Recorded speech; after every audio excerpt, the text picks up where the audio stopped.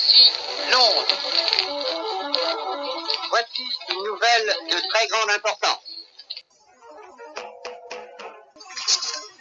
Voici notre quart d'heure français de l'après-midi. Bienvenue dans cette nouvelle vidéo du vrai du faux. Dans la vidéo précédente, nous avons vu qu'en Allemagne, il y a des grands exercices militaires un peu partout et qu'il y a un gros rapprochement entre l'Allemagne et l'Italie. Et nous allons reprendre là. Pour ce mois de novembre, suite aux troubles en Palestine durant l'année 36, les Britanniques créent la Commission royale pour la Palestine, sous la direction de Lord Peel. Et la commission sera connue sous le nom de Commission Peel. Cette commission a pour but d'examiner les revendications des Juifs et des Arabes en Palestine et de trouver une solution entre le conflit arabo-juif. Donc en ce mois de novembre 36, la commission ne publie rien, mais il y a des fuites dans la presse, comme quoi le rapport de la commission envisage l'idée d'un partage de la Palestine en une partie arabe et une partie juive. Donc là, nous sommes en novembre 36 et c'est vraiment en juillet 37 que cette commission va statuer un peu sur ce qui devrait arriver en Palestine. Alors, pour la petite parenthèse, suite aux accords Avara, les Allemands sont pour un État juif en Palestine, mais sous souveraineté britannique. Il faut dire que les Allemands caressent tout le monde dans le sens du poil, les Juifs ont leur État, donc l'immigration est plus facile. On dit que les Britanniques dirigent toujours la Palestine, donc en bon terme avec les Britanniques, et les Allemands essayent également de rester en bon terme avec les Arabes. Et de plus, je le rappelle, c'est que dans les dirigeants nazis, il y a des gens qui sont pour un État juif en Palestine. Comme ça, en gros, les Juifs peuvent émigrer là-bas sans problème, ils ont leur terre et ils n'embêtent plus les Allemands. Et il y a aussi un groupe nazi qui, eux, ne veulent pas d'un État juif parce qu'ils seront anti-allemands et ils pourront mettre des bâtons dans les roues à l'Allemagne. Donc le fait que les Britanniques contrôlent toujours la Palestine, cela arrange également la politique intérieure allemande. Les pays arabes autour de la Palestine commence à attirer l'attention sur le danger d'un État juif en Palestine. Les Anglais diront que la question palestinienne est l'un des problèmes les plus difficiles de la politique étrangère britannique à traiter. Pourquoi ? Parce que les Britanniques avaient promis de créer un foyer national juif et ils essayent entre guillemets de tenir leurs promesses et ils doivent rester amis avec les pays arabes. Il faut dire également que l'Empire britannique avait promis lors de la chute de l'Empire ottoman aux tribus arabes qui les ont aidés qu'il n'y aurait pas d'État juif en Palestine. La France ne dit rien sur ce sujet, elle laisse faire en attendant de voir, et les Italiens sont complètement opposés à un État juif en Palestine, en sachant que les Arabes se méfient de Mussolini parce qu'il envahit l'Abyssinie. Il faut dire que Mussolini craint que l'Angleterre utilise la création d'un État juif en Palestine comme une plateforme de sa politique méditerranéenne. Fin de la parenthèse. Le 1er novembre, à Milan, Mussolini proclame l'axe Rome-Berlin.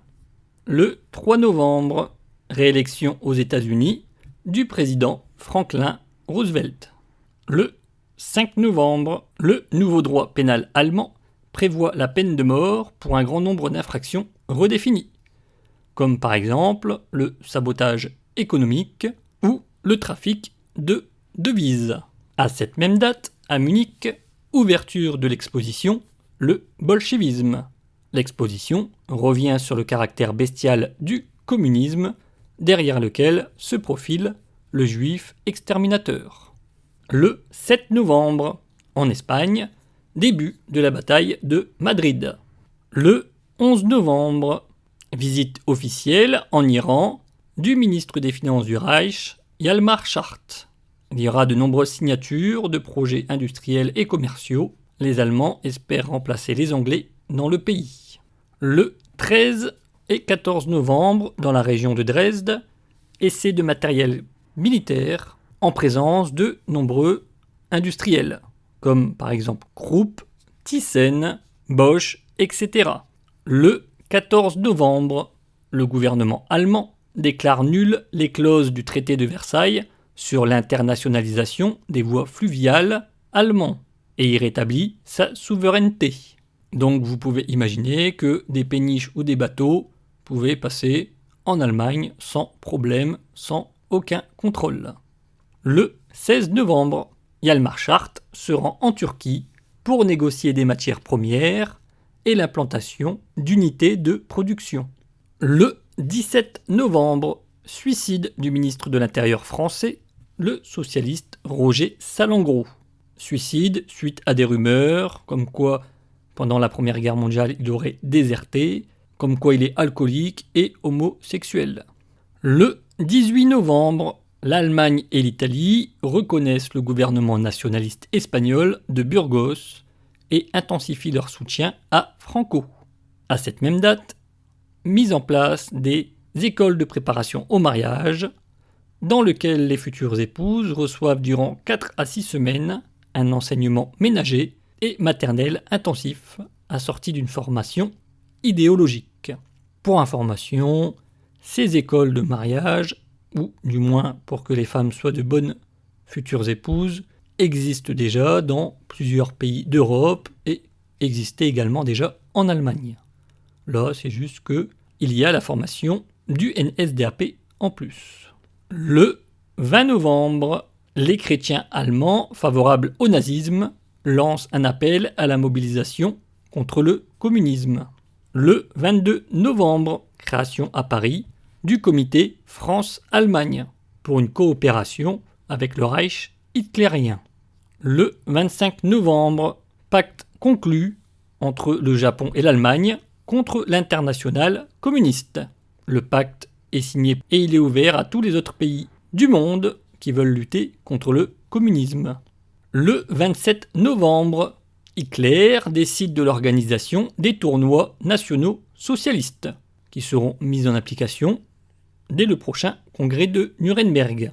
Ces tournois mettront en compétition les équipes des jeunesses hitlériennes, de la SS, de la SA, de l'armée, de la police, du service du travail, etc.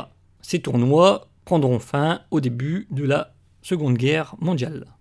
Pour ce mois de novembre, Goebbels nous parle du discours de Mussolini. Mussolini a tenu à Milan un discours cinglant contre la Société des Nations et le désarmement, clair et net, très en faveur de l'Allemagne, de l'Autriche et de la Hongrie. Il a tendu à l'Angleterre une main pacifique, mais en insistant fortement sur ses intérêts en Méditerranée. L'Angleterre ne va probablement rien dire, car elle n'est pas armée. Mais le discours est d'une grande importance. Ensuite, Goebbels nous dit qu'il part dans un chalet à la forêt pour être au calme, sans téléphone, loin de tous les problèmes, pour en gros se ressourcer. Il nous parle encore de dispute avec Magda, et il nous parle de Riefenstahl. Mademoiselle Riefenstahl me fait sa crise d'hystérie. Il est impossible de travailler avec ces femmes sauvages. Elle veut à présent, pour son film, recevoir 1 demi-million de plus et en faire 2. Mais son affaire sent mauvais comme jamais. Je reste froid jusqu'au cœur. Elle pleure. C'est la dernière arme des femmes. Mais avec moi, cela ne marche plus. Elle n'a qu'à travailler et rester en ordre. Ensuite, Goebbels nous parle de l'Espagne. Rapport de Cohn, retour d'Espagne. Franco est un grand personnage, tout à fait notre homme, très politique et tout entier tourné vers l'Allemagne. Notre aide en armes est saluée par lui et par toute la population avec la plus extrême reconnaissance. On veut vraiment une Espagne forte et sociale. Aucun danger de retomber dans la réaction. Peinture épouvantable des atrocités commises par les Rouges, à vous rendre instantanément malade. Il faut totalement éradiquer cela. Goebbels dit également que l'armée espagnole est remontée contre la France, neutre envers l'Angleterre et bien disposée envers l'Italie et animée d'une chaude amitié à l'égard des Allemands. Ensuite, Goebbels revient sur le meurtre de Gützloff, comme vu dans les vidéos précédentes. Passé la fin de l'après-midi, à lire Le meurtre de Davos, d'Emil Ludwig. Une imposture vulgaire et typiquement juif, à la gloire de l'hébreu Frankfurter, qui a abattu Gustloff. Il y a de quoi devenir antisémite, si l'on ne l'était pas déjà. Cette peste juive doit être éradiquée, totalement et définitivement. Il ne doit rien en rester. Donc encore une fois, nous pouvons voir que Goebbels ne tient pas les juifs dans son cœur. Par la suite, Goebbels dit qu'il échange avec des Anglais sur la question coloniale, comme quoi l'Angleterre n'est pas satisfaite des Allemands qui cherchent à récupérer des colonies.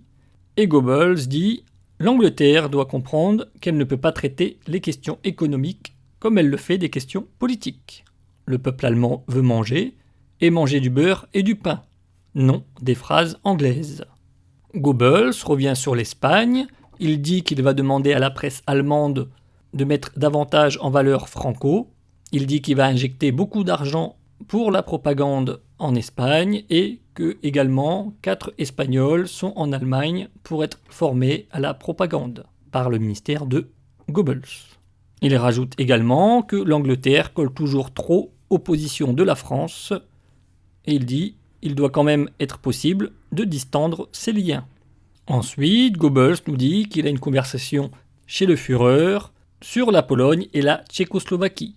Donc en gros, en Pologne il y a un problème avec Danzig et la Tchécoslovaquie se plaint que la presse allemande dit qu'il y a des aérodromes bolcheviques en Tchécoslovaquie.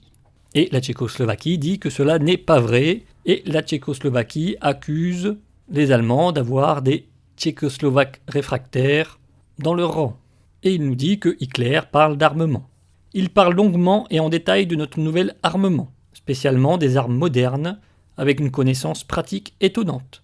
Les armes offensives sont inventées en majeure partie par des intervenants extérieurs à l'armée. Les armes défensives sont développées à l'instigation des militaires.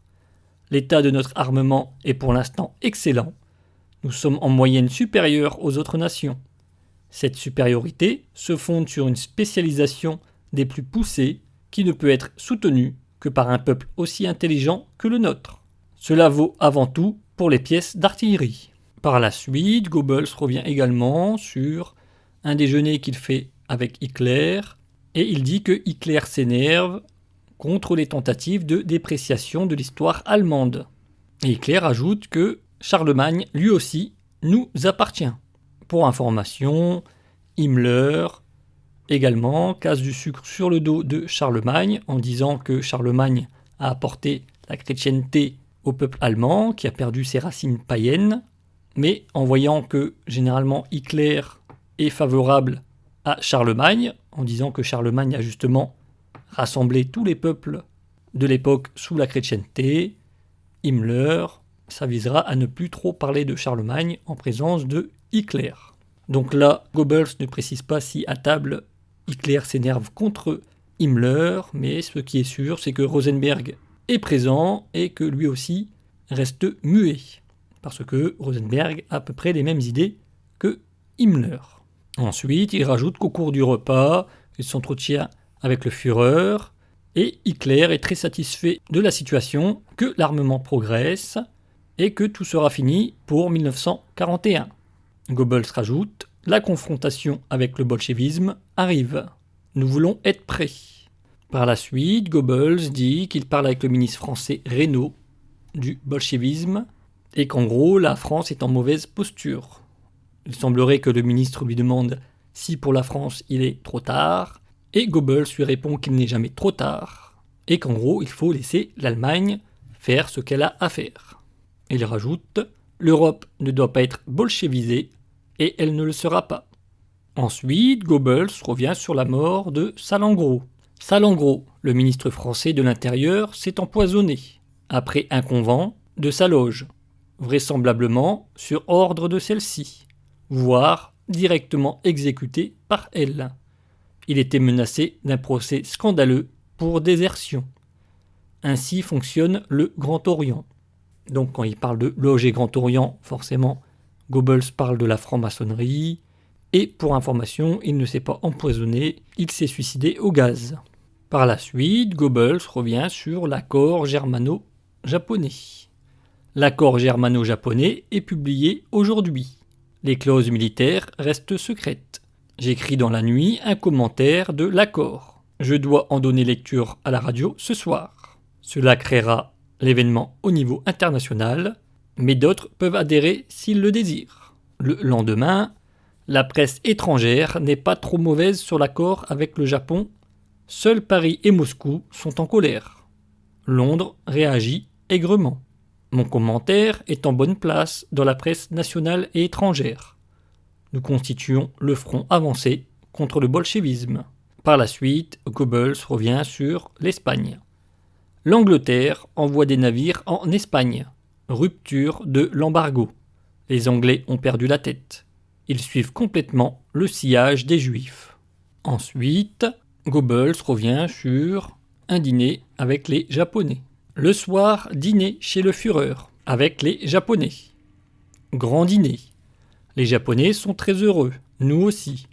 Le Führer pense que les fruits de ce traité ne mûriront que dans 5 ans. Il est vraiment de la politique à très long terme. Il est rayonnant. C'est ainsi que je l'aime. Les Japonais font tous une brillante impression. Ce sont les dignes représentants d'une grande puissance. Je m'entretiens avec plusieurs d'entre eux, tous sur le même modèle.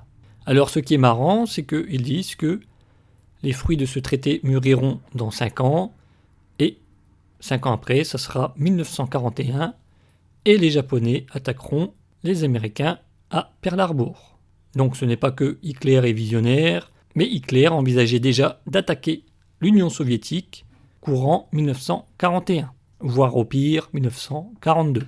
D'où le fait que cet accord, 5 ans plus tard, aurait été bénéfique pour l'Allemagne, puisque l'Union soviétique aurait été attaquée par l'Allemagne et les Japonais.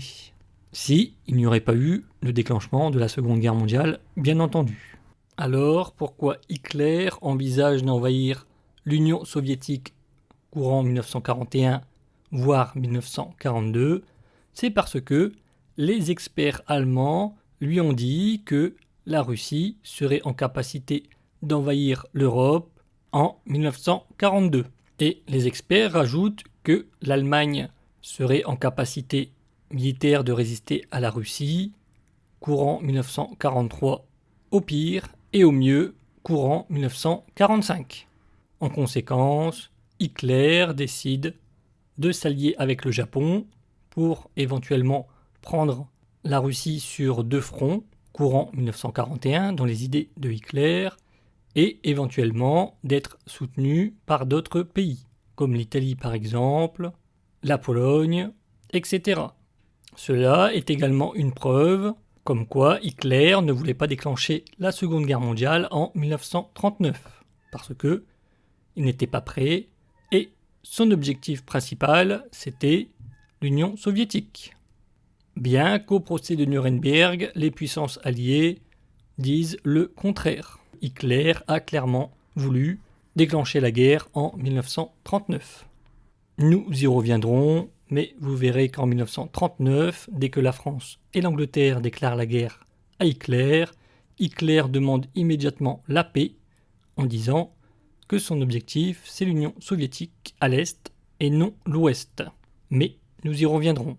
Et entre parenthèses, vous pouvez voir que la situation n'a pas changé entre 1936 et 2024. Il y a toujours des tensions entre l'Europe et la Russie, l'Europe ayant peur que la Russie vienne les envahir, et également le conflit Palestine-Israël. Le 1er décembre, la jeunesse hitlérienne devient jeunesse d'État. Les conséquences, c'est que la jeunesse hitlérienne devient obligatoire pour tous les enfants allemands à partir de l'âge de 10 ans. Pour information, bien que obligatoire, tous les Allemands ne vont pas mettre leurs enfants dans la jeunesse hitlérienne. Cela servira également à recenser tous les Allemands qui ne mettent pas leurs enfants dans la jeunesse hitlérienne. Donc certaines personnes prendront peur et mettront leurs enfants dans la jeunesse hitlérienne, mais d'autres ne mettront pas leurs enfants tout simplement. Alors je n'ai pas trouvé d'exemple de sanctions pour ces familles. Possible que les sanctions soient administratives ou financières. Comme déjà dit, le national-socialisme commence à me donner de l'argent aux gens, par nombre d'enfants, ou des femmes au foyer, et le fait qu'elles ne mettent pas leurs enfants à la jeunesse hitlérienne peut certainement avoir des conséquences financières, voire si elles demandent un service à la mairie, que cela leur soit refusé. Mais ce ne sont que des suppositions, parce que je n'ai trouvé aucun exemple de sanction. Et pour plus de précision, la jeunesse hitlérienne obligatoire, c'est plus une sorte de centre aéré. Donc vous avez la jeunesse hitlérienne où les enfants toutes les semaines sont sollicités, ils rejoignent leur section le samedi, voire le dimanche, pour des activités et autres. Et la jeunesse hitlérienne obligatoire, c'est plus un centre aéré, les enfants vont se rendre à la jeunesse hitlérienne quelques jours lors des vacances. Et vous pouvez visualiser ça comme une sorte de centre aéré ou un rassemblement de scouts. Et comme déjà dit dans les vidéos précédentes, le samedi, les enfants de la jeunesse hitlérienne peuvent ne pas aller à l'école pour participer au rassemblement de leur section et autres. Et là, à partir de ce 1er décembre, cela devient officiel. Parce que cela se faisait déjà depuis quelques mois. Je ne sais pas quand, mais je vais certainement également faire un hors-série sur la jeunesse hitlérienne pour un peu plus approfondir sur ce que les enfants font dans la jeunesse hitlérienne et voir un peu comment cela fonctionne. L'autre conséquence, que la jeunesse hitlérienne devienne jeunesse d'État, c'est que la jeunesse catholique sera interdite. Donc là, nous sommes au 1er décembre 1936 et cela deviendra officiel en 1937. Et comme déjà dit également, l'autre organisme de jeunesse qui survivra avec la jeunesse hitlérienne, c'est la jeunesse sioniste qui survivra jusqu'en 1941. En sachant qu'à partir de 1938 et la nuit de cristal, ils ne pourront plus porter leurs uniformes pour éviter des agressions dans la rue, etc. Le 2 décembre, Göring tient ses propos devant l'état-major de la Luftwaffe. La situation est grave, il faut que le calme règne jusqu'en 1941. Nous sommes déjà en guerre, même s'il n'y a pas encore de combat. Encore une fois, l'objectif, c'est l'Union soviétique. Le 10 décembre, le roi d'Angleterre, Édouard VIII, renonce au trône pour épouser une américaine divorcée. Albert d'York devient roi et prend le nom de George VI. Le 14 décembre, Karl von Ossietzky, le nouveau prix Nobel de la paix, est envoyé dans un hôpital pour la tuberculose. Pour information, Hitler a refusé à ce monsieur de quitter l'Allemagne pour recevoir le prix Nobel. Donc ce monsieur a fait du camp de concentration, c'est là où il serait tombé malade. Et maintenant qu'il est à l'hôpital, il est surveillé par la Gestapo. Et Hitler sera énervé que ce monsieur reçoit le prix Nobel de la paix en disant que c'est de la provocation. À partir de ce moment, Hitler refusera à tout Allemand de recevoir un prix Nobel et il fera que l'Allemagne organise ses propres prix Nobel. Pour information, ce monsieur est journaliste. Il a publié des informations sur le réarmement clandestin de l'Allemagne. Donc ça, c'est avant que Hitler n'arrive au pouvoir. Et il est aussi complètement anti-nazi. Le 21 décembre, à Paris, accord entre intellectuels communistes et socialistes allemands en exil sur la formation d'un front populaire pour la paix, la liberté et du pain. Le 23 décembre, dans les grandes villes allemandes, formation de cellules clandestines du Front populaire pour la paix, la liberté et du pain. Le 24 décembre, les évêques catholiques allemands affirment leur soutien à la politique anticommuniste de Hitler. Le 27 décembre, mort du général von Seeckt, ses funérailles ont lieu le 30 décembre en présence d'Hitler. Pour cette fin décembre 1936, le nombre de chômeurs est tombé à 1,6 million et selon ses propres chiffres, la Gestapo a procédé durant l'année à l'arrestation de 11 687 communistes et 1374 socialistes et saisit pratiquement 2 millions de tracts anti-nazis.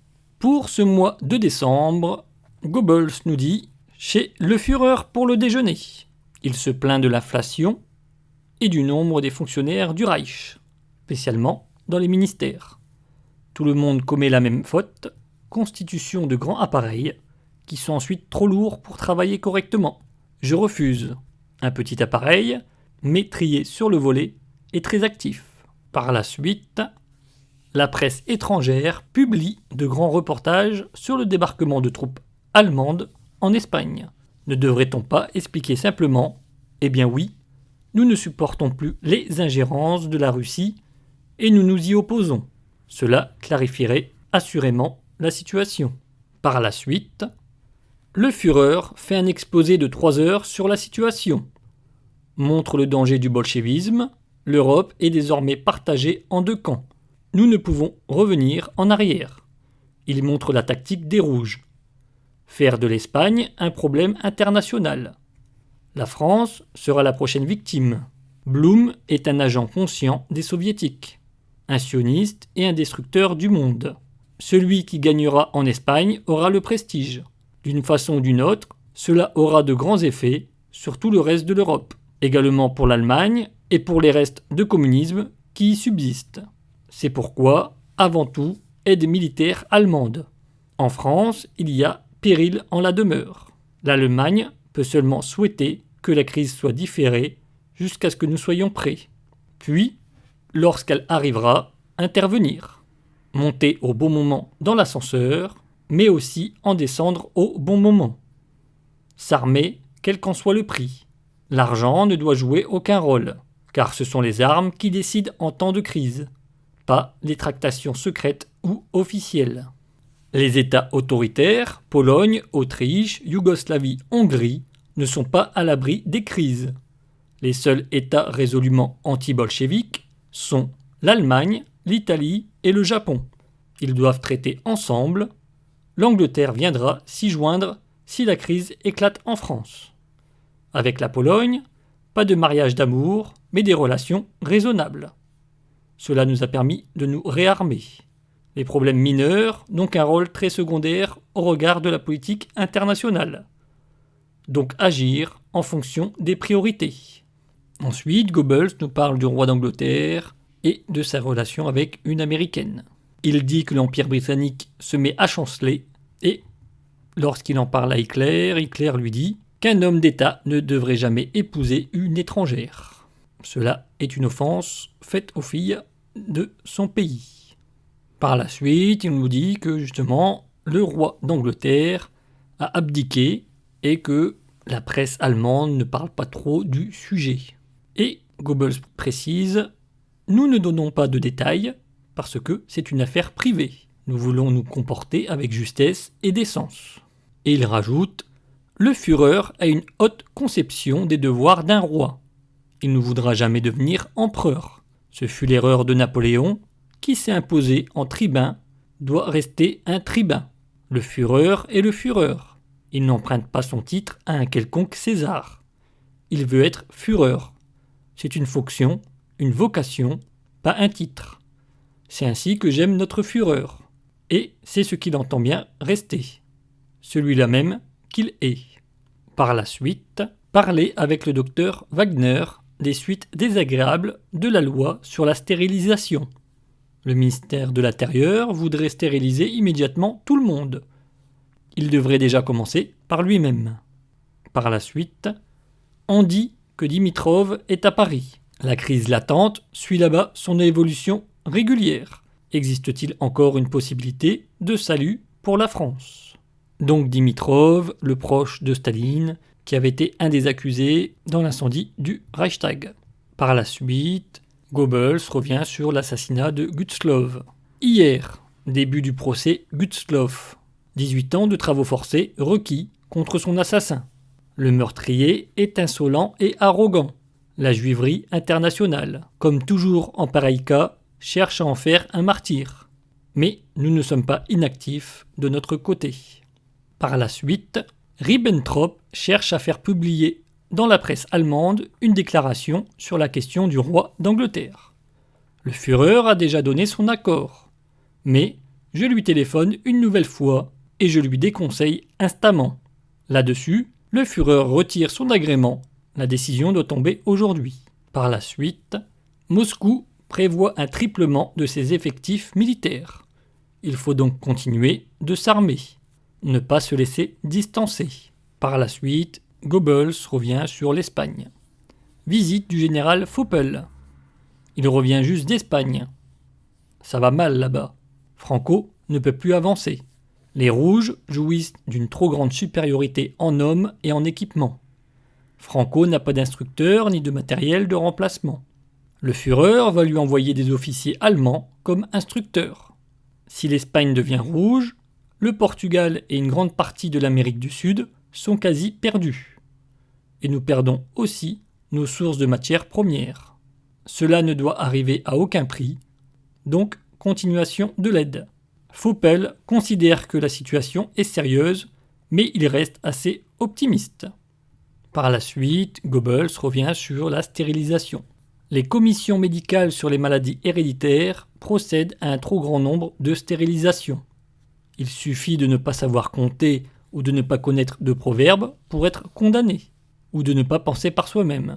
Je dis à Pfundner qu'à ce compte, on devrait stériliser la moitié du ministère de l'Intérieur. Il donne en conséquence les consignes de modération adéquates. Par la suite, chez le Führer, il me reçoit très aimablement. Nous passons en revue tous les sujets possibles. J'expose au Führer mes inquiétudes sur l'application de la loi de stérilisation. Il est déjà au courant et va intervenir. Le ministère de l'Intérieur ne sera plus chargé des besognes administratives. Les problèmes touchant la direction du peuple ne doivent relever que du parti. Attaque cinglante contre la bureaucratie. L'État est là pour administrer, le parti pour conduire le peuple. Donc voilà, cette vidéo est terminée. J'espère que vous avez appris des choses et je vous souhaite une bonne journée.